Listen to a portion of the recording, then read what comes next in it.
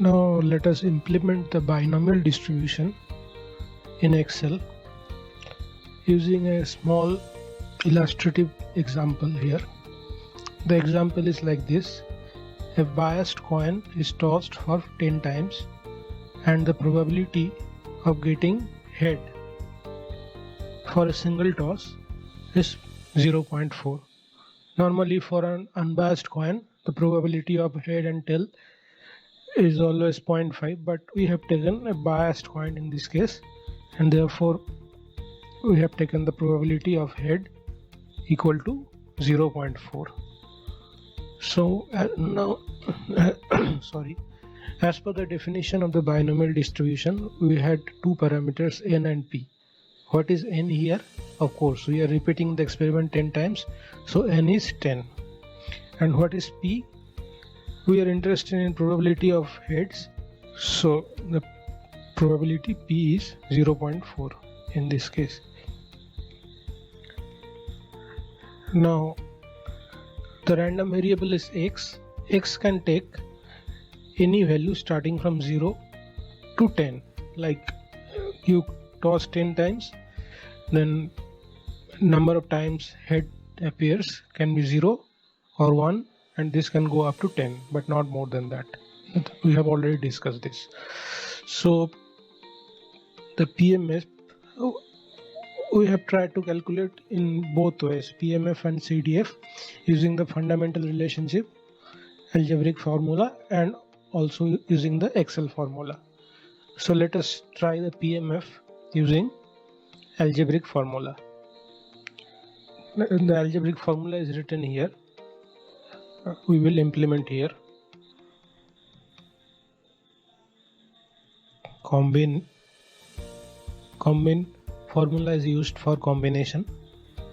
Like we will implement NCXI. So therefore n is 10 and number chosen is xi. So this one into p to the power of xi into 1 minus p to the power of n minus xi.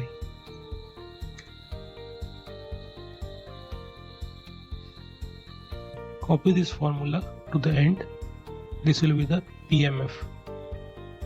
And if you do a total here using the sum function,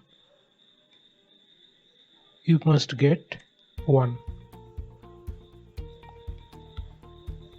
due to the property of PMF. Now CDF using the fundamental relationship is like fx1 is px1, fx2 is px1 plus px2, fx3 is px1 plus px2 plus px3, which translates to this plus this, and like this. This will go up to the end and the last value must be 1. Now the same things can be done using the Excel formula binom dist, as we have shown already.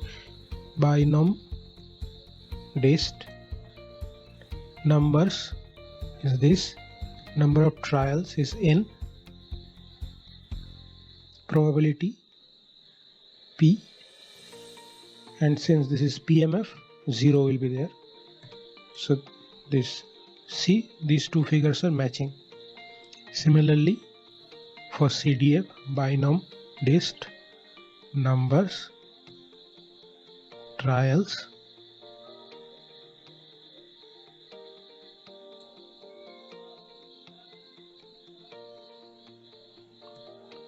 then probability, then cumulative, so 1. Now copy this to the end. See, both the figures for PMF and CDF are matching using Excel formula and fundamental relationship. So that's all. That is how you will generate a binomial distribution. Now the plot will be like this, CDF and PMF. The plot will be like this. Remember to use scatter plot, and the discrete nature of the plot, like dot plots. Don't use continuous plot because this is not a continuous distribution, so use this one. So this will be your plot for binomial distribution. The blue one is the PMF and the red one or the orange one is the CDF. Now suppose somebody asks you question that what is the probability of getting more than 5 heads. So what should be the answer? Simply more than 5 means 5, 6, 7, 8, 9 and 10. So just add these probabilities. Sorry, if it is more than 5, then this will start from 6. So simply add these probabilities, like sum of this should be, this is the answer, 0.166 should be the probability of getting more than 5 heads.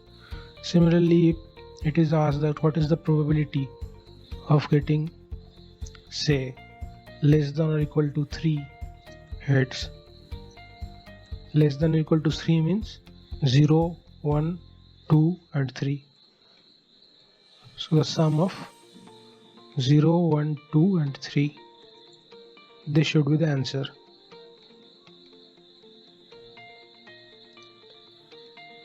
And for direct PMF, like if it is asked that what is the probability of getting exactly 5 heads, then your answer is simply PMF for x is equal to 5, this one. So this is how binomial distribution is implemented using Excel or otherwise also. And using this you can solve any problem, any type of problem of binomial distribution being underlined.